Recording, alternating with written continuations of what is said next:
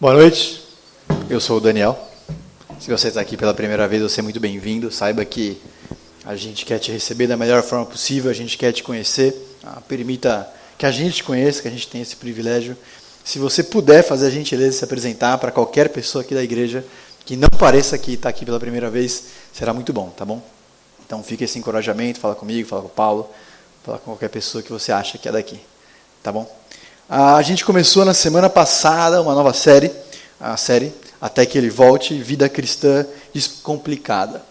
A ideia é entender quais eram os desafios de algumas pessoas, irmãos nossos antigos, que se identificavam com Jesus, e o que isso tudo tem a ver com a gente hoje.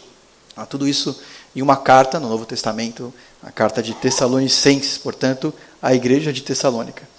O que às vezes a gente esquece, é muito importante lembrar, à medida que a gente lê e estuda cartas, é que toda carta, guarde isso no seu coração, é um encorajamento forte, é sempre uma resposta. Toda carta é sempre uma proposta.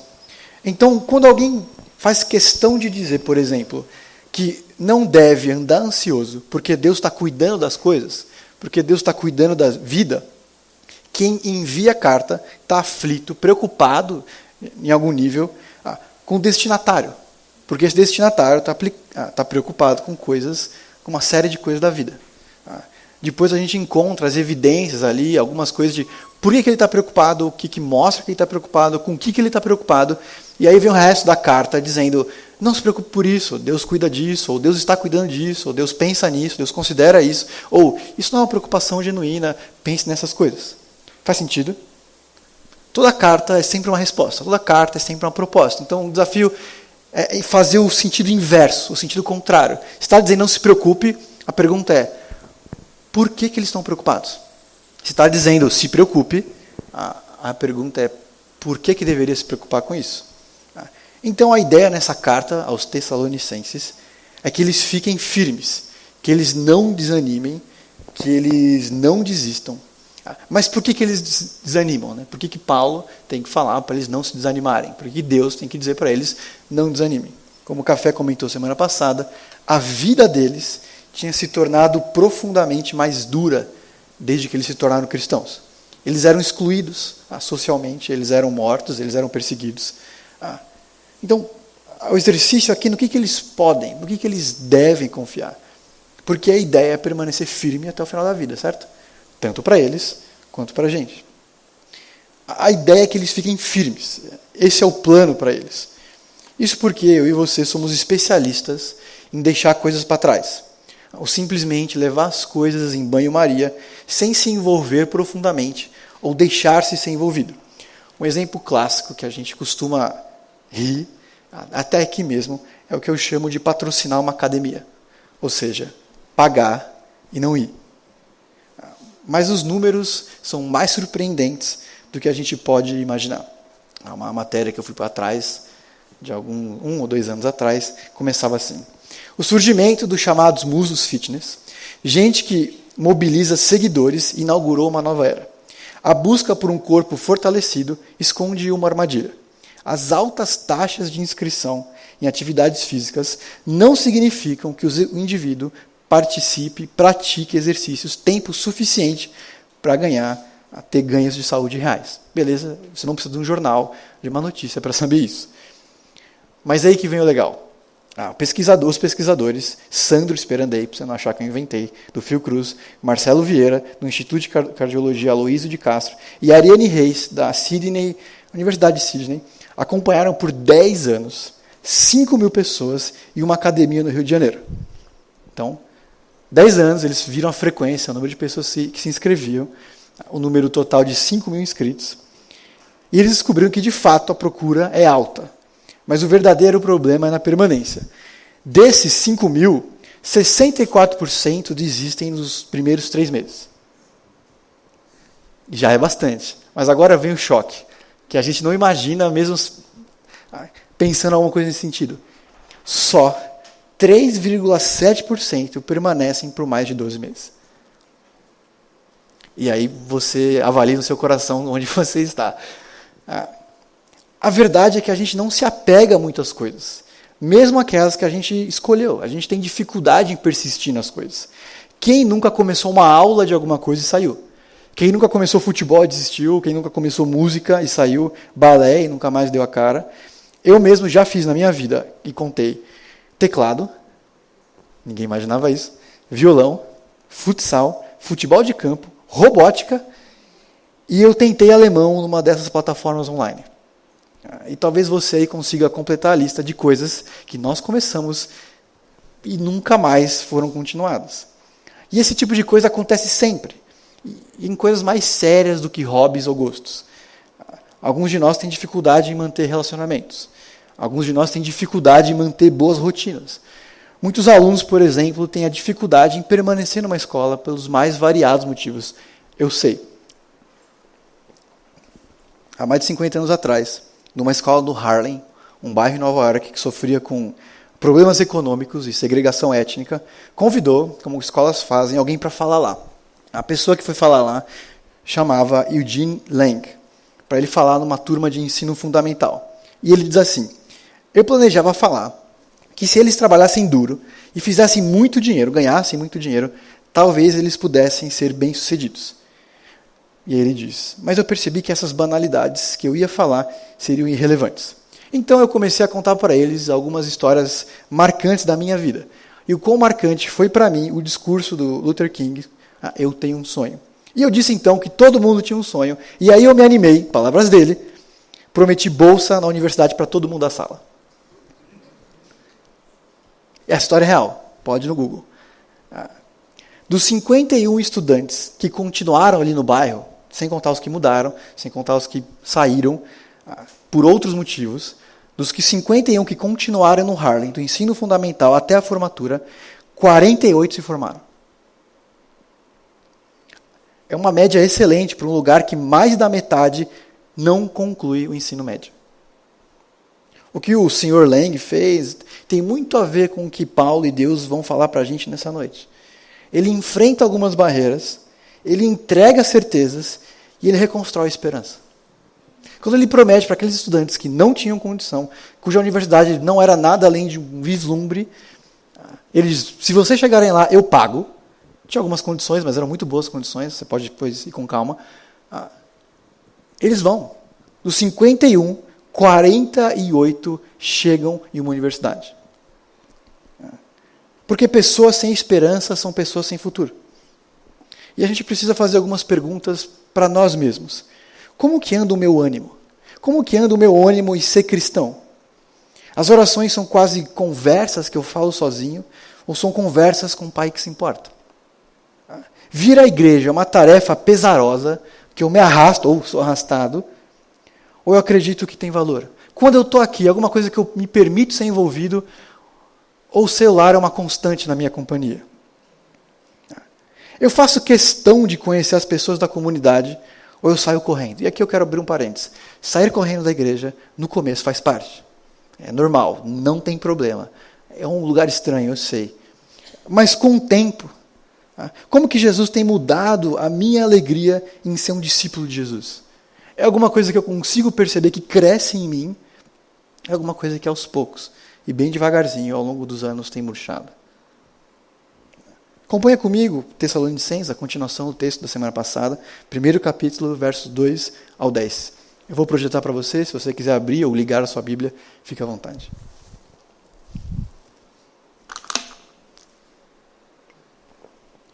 Sempre damos graças a Deus por todos vocês, mencionando-os em nossas orações. Lembramos continuamente, diante do nosso Deus e Pai, o que vocês têm demonstrado. O trabalho que resulta da fé, o esforço motivado pelo amor e a perseverança proveniente da esperança em nosso Senhor Jesus Cristo. Sabemos, irmãos, amados, que Ele os escolheu porque o vosso Evangelho não chegou a vocês somente com palavras, mas em poder, no Espírito Santo e em plena convicção. Vocês sabem como procedemos entre vocês e em seu favor. De fato, vocês, cristãos em Tessalônica, se tornaram imitadores do Senhor. E apesar de muito sofrimento, receberam a palavra com alegria que vem do Espírito Santo.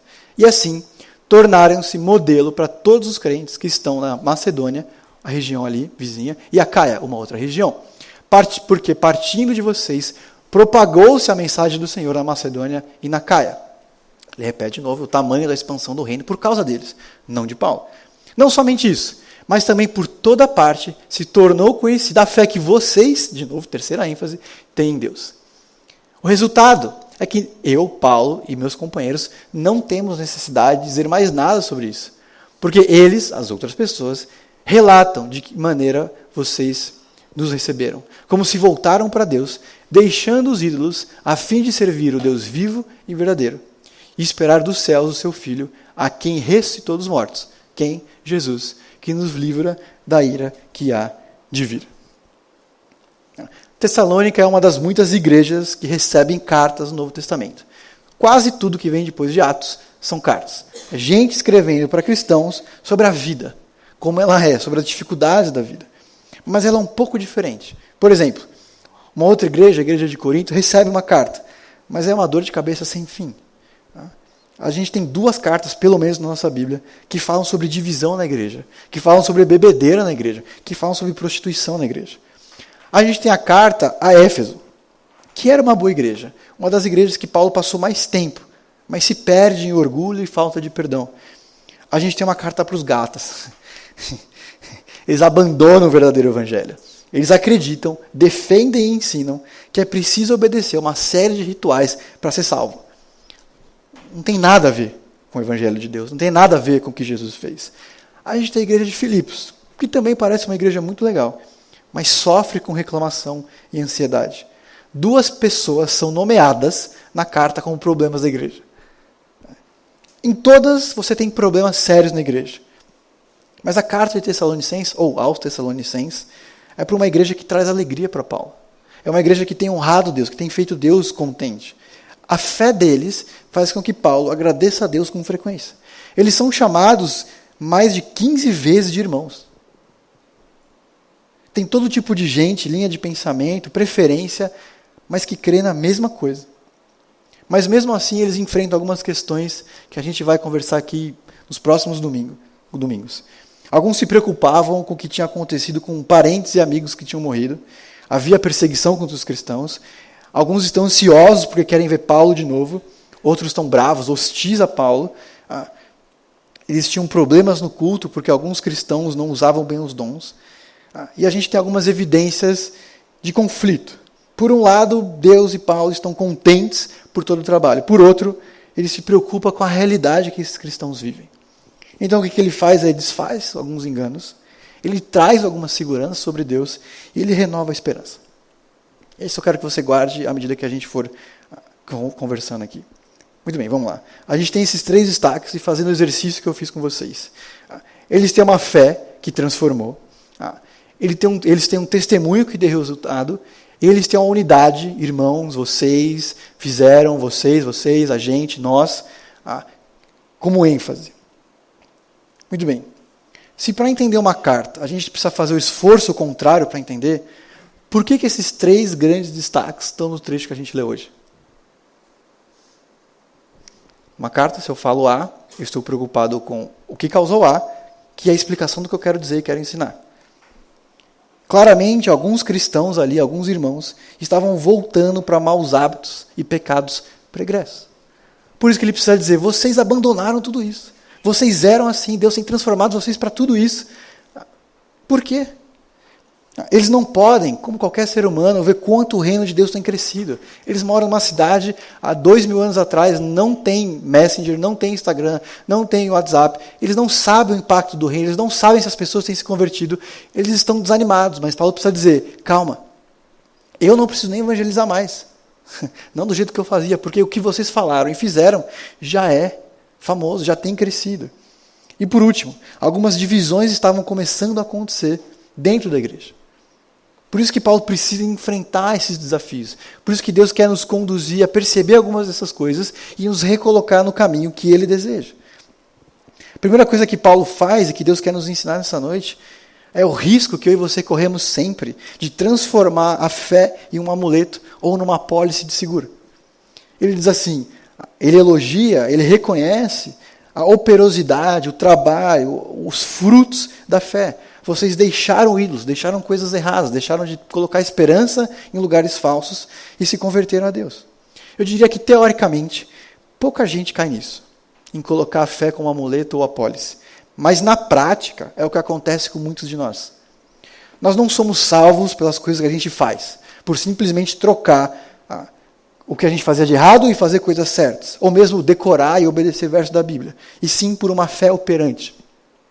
Uma fé que conhece e está próxima da graça de Deus, que encontra constantemente áreas na minha vida que precisam ser transformadas pelo poder do Espírito, que é o que ele vai dizer um pouquinho mais para frente. Muito disso tem a ver com estar próximo da igreja, ler a Bíblia, passar a ter isso como atividade rotineira, a concentrar em coisas que eu entendo que Deus quer de mim. A gente sempre tem próximos passos, na nossa vida profissional, pessoal. Algumas metas, cursos, lugares que eu quero estar, onde eu quero chegar, por onde eu quero passar, o que eu quero adquirir de conhecimento. Mas a gente nem sempre sabe, ou quase nunca sabe, para onde caminhar na questão espiritual. A gente dificilmente sabe em quem Deus quer nos tornar. A gente dificilmente reconhece o que Cristo quer transformar.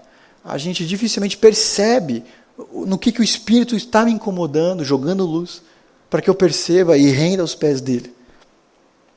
Não é uma questão de subir de nível, de agora eu sou um pouco mais cristão. Passei disso. Mas de ser menos incoerente. Olhar ou andar para frente espiritualmente pode ser andar para o lado. De áreas na minha vida, da minha rotina, de quem eu sou, que não têm sido tão coerentes com a fé que eu confesso, creio e defendo. Ou não retrocedo. É ser íntegro, um só. O que Deus está dizendo é não parem. Pelo meu amor, pelo amor de Deus, não parem. Olha o tanto de coisas que vocês abandonaram, olha o tanto de coisas que Deus já fez, olha tudo que Jesus já transformou. Lembra disso? Lembra quando a gente se encontrou? Lembra a primeira vez que você veio numa igreja? Lembra a primeira vez que você orou? Lembra a primeira vez que você pediu perdão e sentiu perdão? Não para. Continua. Porque Ele tem transformado, Ele não para de transformar. E vocês, nós, como Ele vai dizer várias vezes, precisamos resistir a esse efeito elástico da fé. E você sabe, o que acontece comigo e com você quando a gente passa muito tempo longe das coisas de Deus. Opção A, nos tornamos mais parecidos e crentes. Opção B, nada muda. Opção C, aos poucos nos afastamos dele. É isso que ele está falando. Esse efeito elástico que eu e você conhecemos muito bem. De que quanto mais distante eu estou de Deus, quanto menos perdão eu peço, quanto menos percebo o Espírito em mim, ou faço questão dessas coisas, menos eu percebo o Espírito em mim, mais distante eu me torno de Deus. O que ele está dizendo para aqueles irmãos que dão alegria para ele é, não parem. Lembre-se das coisas que Deus já fez na vida de vocês. Lembre-se onde você estava quando Deus te encontrou. Porque o contrário disso vai te trazer de volta para tudo o que era. Não de perder a salvação ou ficar longe de Deus, mas de, aos poucos, voltar para o antigo Daniel. Aos poucos voltar para os meus antigos maus hábitos. O erro também aqui, que ele alerta, é achar que depende de mim ou da minha força de vontade para obedecer a Deus. Então basta fazer A ou B, deixar Y, praticar X. A ênfase aqui e ao longo da carta é o amor de Deus transforma. E tudo isso só é possível por causa do amor de Jesus. Tudo isso, de novo, por causa da salvação que Deus traz, e também por causa do trabalho, da força, do ministério do Espírito, que oferece convicção, que oferece alegria.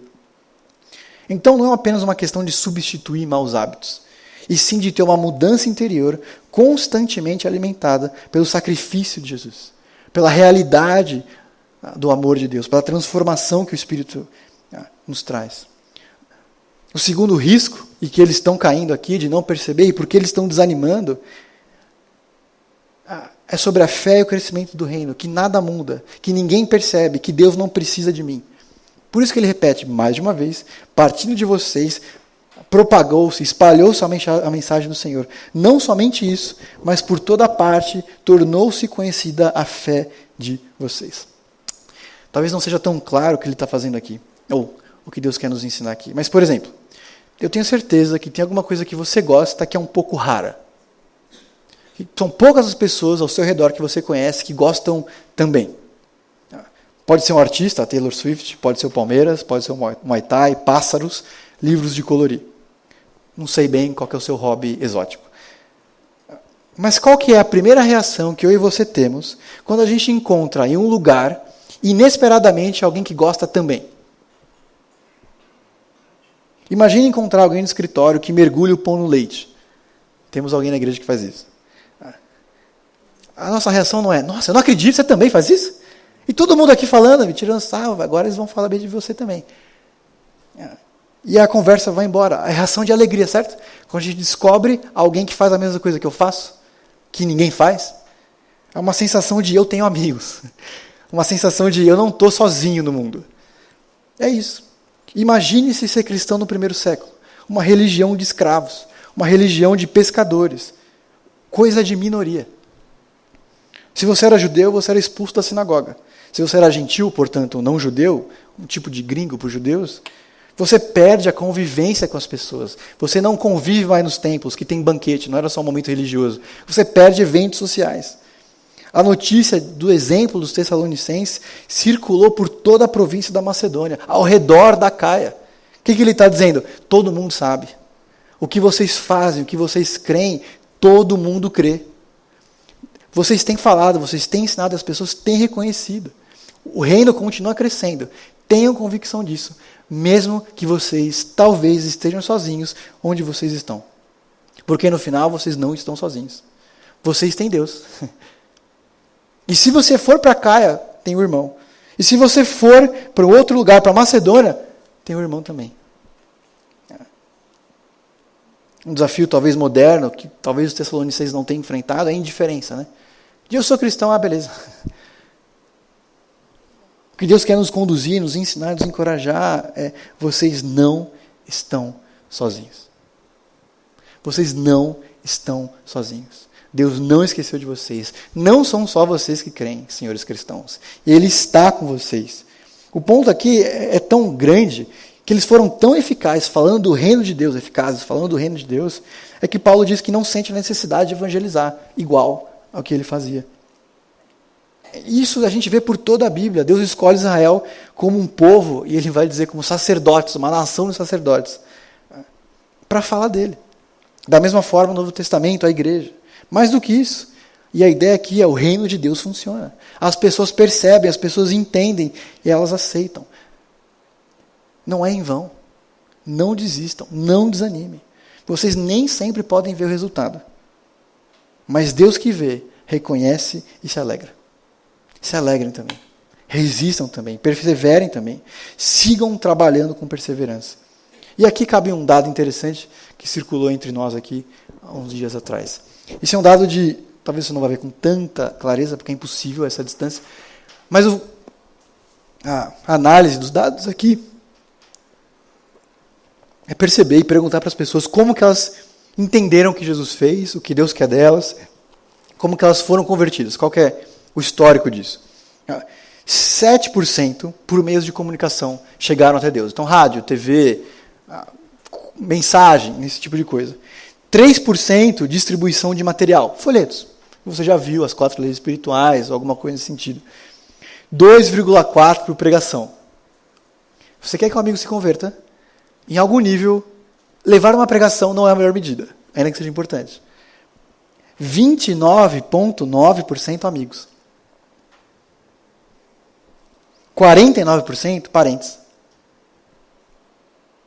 Deus pode usar anjos, mas eles não estão nas estatísticas. Deus usa sonhos, mas o número não parece ser consistente. Deus faz milagres, mas eles não fazem parte do bolo. Deus usa pessoas. Deus usa gente como os Tessalonicenses, que adoravam ídolos, mas que agora eram exemplos. Deus usa gente comum, sem grandes habilidades, mas que está disposta a comunicar a mensagem do reino, que a salvação vem de Deus e se chama Jesus Cristo. Cada um na sua época, cada um com o seu jeito. Moisés tinha dificuldade para falar. Alguns dizem até que talvez ele fosse gago. Qual foi o maior líder de Israel? Davi era um filho excluído e esquecido. Quem foi o maior rei de Israel? Pedro falava sempre a coisa errada na hora errada. Estevão, apedrejado. Jeremias, ninguém se converteu com ele. Deus usa para falar do reino dele pessoas que nem sempre percebem até onde o reino dele chega. Mas, sobretudo, Deus usa pessoas. O encorajamento dele para mim e para você nessa noite, mas também para os Tessalonicenses, há muitos anos atrás, é: não parem. A gente nem sempre vê, a gente quase nunca sabe sobre tudo, mas o reino de Deus continua a crescer, e é um privilégio fazer parte dele. A última coisa que Paulo enfrenta aqui é a síndrome do lobo solitário. Paulo dá graças a Deus porque a fé produziu trabalho e amor. O trabalho produziu resiliência. Então você consegue aí fé, esperança e amor. Alguém poderia dizer que a fé produz o trabalho duro, o amor faz conquistar coisas incríveis, a esperança produz vitória e resistência para terminar a corrida. Mas isso não seria cristão. Não seria exatamente o que Deus quer nos ensinar aqui. Mas como eu já destaquei aqui, Paulo chama os Tessalonicenses de irmãos mais de 15 vezes. Isso diante da dura realidade, das dificuldades, da tristeza às vezes, e do fato de eles talvez estarem voltando, alguns deles, para velhos hábitos. A mutualidade, que é um termo que você vai ouvir várias vezes numa igreja, é a união, é essa convivência para promover relacionamentos profundos e intencionais. É a disposição de abençoar e ser abençoado. Os relacionamentos, as pessoas daqui e ali naquela igreja são ferramentas dadas por Deus para o meu e para o seu crescimento. O desejo de Deus, expresso por Paulo, é que o amor deles aumente, transborde uns pelos outros, pois assim eles seriam fortalecidos, como vai dizer no capítulo 3, verso 12. E não é alguma coisa que aparece só aqui. Aparece por todo o Novo Testamento, em todas as cartas, em todos os livros. Preocupe-se uns com os outros, cuide uns dos outros, anime uns aos outros, em Tessalonicenses, edifiquem, hajam para o crescimento do outro espiritual, 5:11, perdoem uns aos outros, Mateus 8:21, sirvam uns aos outros, Gálatas 5:13, sejam generosos uns com os outros, 1 Pedro 4:10, perdoem uns aos outros, Mateus 18:21, sejam hospitaleiros, recebam em casa, amem essas pessoas, 1 Pedro 4:9, orem. Por que Deus tantas vezes chama os irmãos de irmãos? Porque Ele quer nos relembrar que não existe o cristão lobo solitário. Que não é uma missão impossível para um agente especial com habilidades específicas. Mas que o nosso crescimento, a nossa proximidade é o que nos mantém próximos uns dos outros e de Deus. Especialmente. Lembre-se, eles estão sendo perseguidos em algum nível. E é a companhia uns dos outros que os fazem aguentar as provações. E esse é o ponto aqui. É porque eles têm uns aos outros, os que eles conhecem, e até aqueles que eles não conhecem, é que vocês e eles e nós podemos resistir. É porque nós temos irmãos que nós podemos e seremos transformados. É porque nós temos amigos que creem nas mesmas coisas que eu creio, que Deus vai agir em mim. Por que ele tem que falar tantas vezes, irmãos, irmãos, vocês, nós? Porque ele quer colocar na cabeça de cada um deles, fiquem, permaneçam próximos. Gastem tempo uns com os outros. Dentro e fora da comunidade, da reunião formal. Não existe um cristão lobo solitário. Depois disso, depois que Paulo enfrenta esses 3 desafios, ele passa a dar alguma segurança para esses cristãos. Ele diz, vocês foram escolhidos por Deus, Deus está com vocês. Ao mesmo tempo que ele desfaz alguns enganos, a Bíblia oferece e traz segurança. Diz que somos amados por Deus. E a segurança aqui não é nada além de Deus. A esperança que Jesus oferece, como ele vai dizer, e a transformação que acontece nos salvos a partir do relacionamento com Jesus. Por que nós somos cristãos? Porque cremos em Jesus. Por que cremos em Jesus? Porque foi assim que Deus tornou real a salvação, ou prática, ou alcançável. Porque como que a gente vê isso na prática? É a transformação que o Espírito faz nas nossas vidas. Essa é a resposta mais curta e a melhor resposta que você pode ter, pensar e dar para alguém sobre por que eu sou cristão. Porque eu creio no que Jesus fez por mim. Como ele vai dizer ali no verso 4, eu acredito. Como que eu sei disso? Cara, porque foi o que Deus planejou e fez. E como que eu vejo isso na minha vida? O Espírito, que me convence da justiça e do juízo, que me transforma. A última vez que eu preguei aqui, eu falei sobre a influência decisiva que as coisas de Deus têm na nossa vida. Eu não vou me repetir aqui, mas o ponto e o fato é que nós só descobrimos e somos capacitados à mudança desde que estejamos próximos de Deus e das coisas dele. Tudo isso por meio de uma fé, que ali tem uma palavra interessante, dependendo da sua tradução, laboriosa, ou que dá frutos em algum nível. Existiam várias opções para Paulo falar de trabalho, serviço, ocupação, trabalho, mas ele usa uma que se refere a um exercício cansativo, constante. Então vale olhar para a relação, para essa conexão entre esperança e resistência. E uma pergunta importante aqui é: os cristãos devem permanecer na fé para herdar as bênçãos do céu? Ou os cristãos devem suportar porque as bênçãos do céu já são dele? É aí que entram os versículos que eu vou chamar aqui de versículos confie e versículos pratique. Jeremias, um livro do Antigo Testamento de um profeta, 32:40, diz assim, por exemplo: diz Deus: farei com eles, o povo dele, um pacto eterno para que não se afastem de mim. Eu porei no coração deles o meu temor, o meu medo, o meu respeito, para que não se desviem de mim. Um outro livro do Antigo Testamento, Ezequiel, também um profeta, diz assim, em 36:27, eu, Deus, colocarei neles o meu espírito e farei com que eles andem nos meus caminhos e tenham cuidado para observar os meus mandamentos. No Novo Testamento também aparecem mandamentos, confie. Em Filipenses diz, uma outra carta de Paulo para uma igreja, tenho certeza que aquele que começou a boa obra em vocês vai terminar. Ele vai terminar. Depende de você? Não depende, ele vai terminar. Em Coríntios, outra carta para uma igreja bem problemática, diz assim, Cristo confirmará em vocês até o fim, irrepreensível no dia do Senhor Jesus Cristo, de Deus, que é fiel, para quem você foi chamado para a comunhão com o Filho. Em outras palavras, Deus chama essa proximidade de perseverança e diz que vai garantir até o final. Em Tessalonicenses, no finalzinho diz, aquele que te chama é fiel e fará.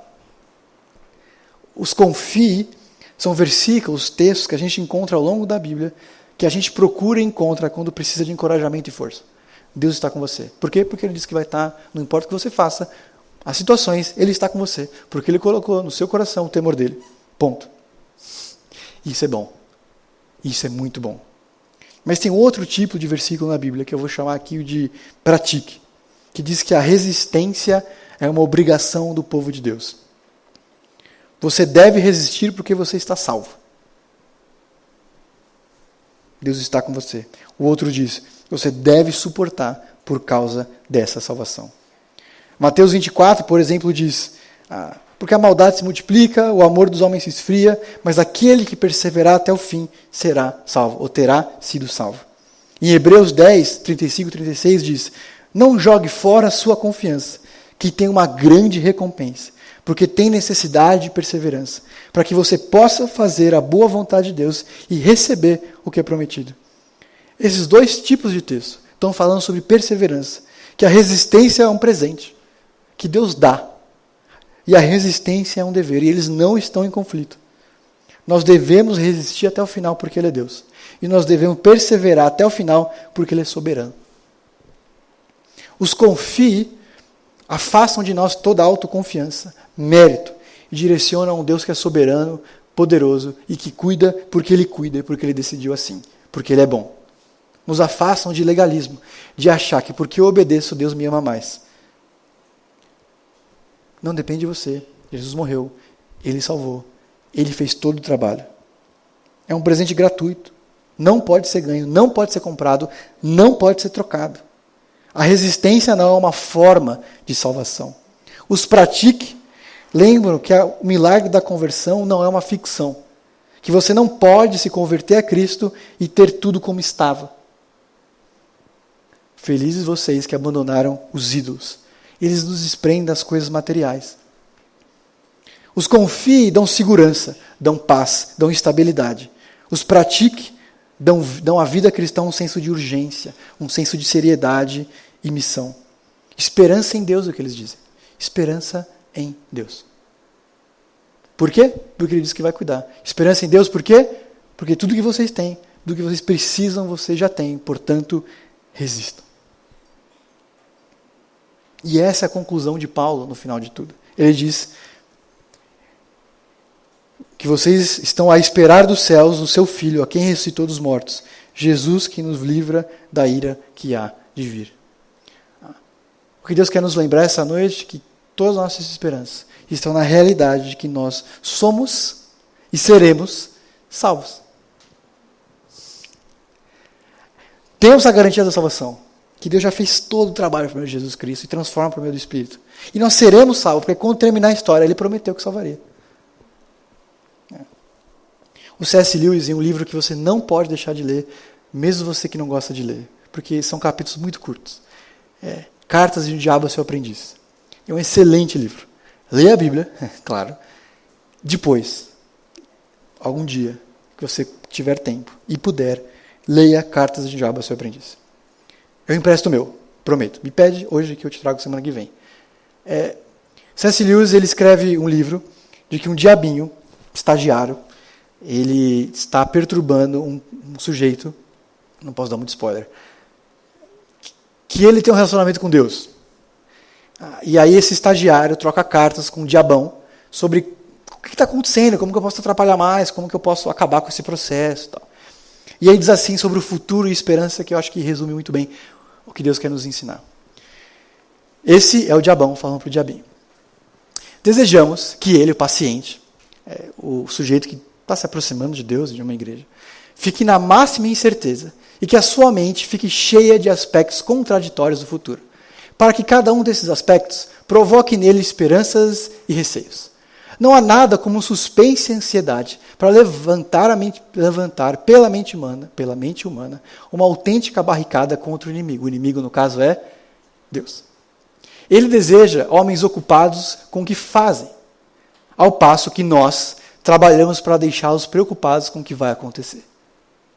O inimigo, Deus, quer dizer com isso é que o homem deve receber com resignação toda a tribulação jogada sobre ele. Resista. As mesmas que produzem o presente estado de suspense e ansiedade. Nessa ótica, o paciente deve dizer: seja feita a sua vontade. E seu dever, cuidar para que o paciente nunca... É seu dever para o diabinho. Cuidar que o paciente nunca imagine o seu presente como uma cruz que lhe está destinada.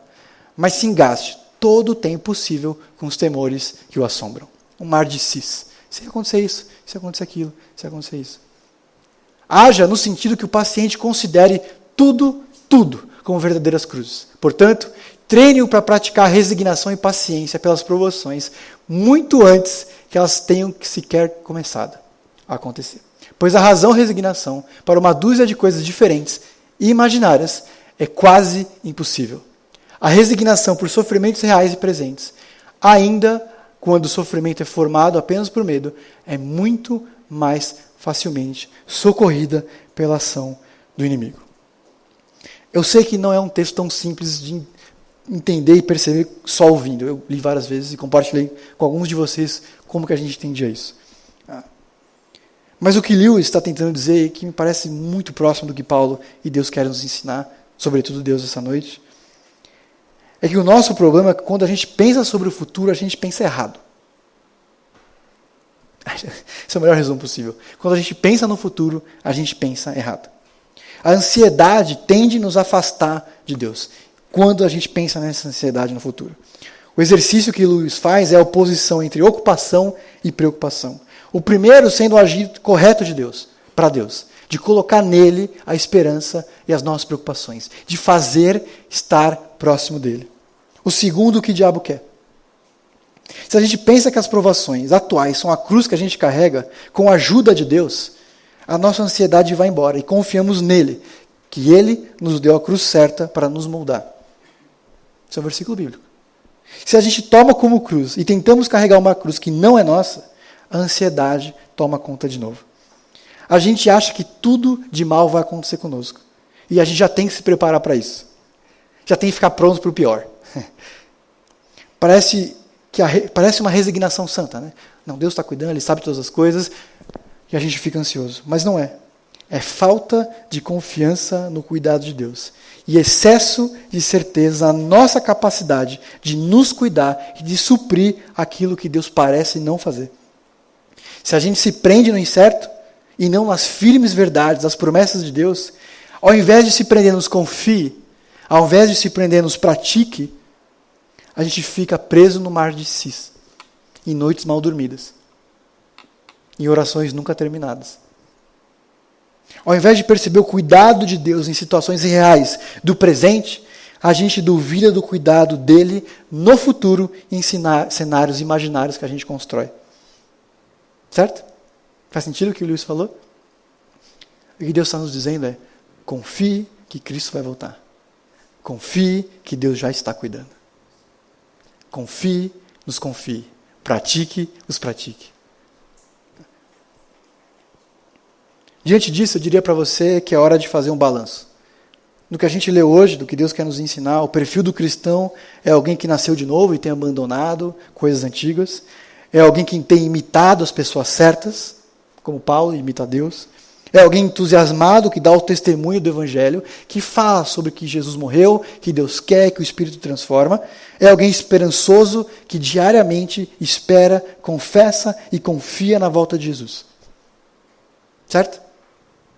Diante disso, do que a gente leu nas Escrituras, entendeu a partir dos versículos, como que eu estou nisso? Eu sou alguém que tem abandonado coisas. Eu sou alguém que tem imitado e estar próximo de pessoas maduras na fé. Eu sou alguém entusiasmado que fala do reino de Deus. Alguém que tem esperança diária, confia na volta de Jesus, que confessa os pecados, é transformado pelo Espírito. Esse é um bom balanço para se fazer. É para isso que a carta está lá. Para que a gente olhe para nós mesmos. Como os leitores primeiros olharam. E a segunda coisa. No que eu preciso aplicar a volta de Jesus? Eu não sei o seu momento de vida.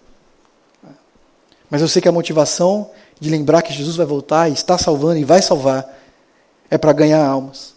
É para desenvolver firmeza na fé. É para ter um consolo maravilhoso ao longo do sofrimento. 3 coisas que ele vai falar ao longo da carta. E um grande estímulo para uma vida piedosa. No que eu preciso aplicar a confiança de que Jesus vai voltar. No que eu preciso aplicar confiança em Deus. Vamos orar. Senhor,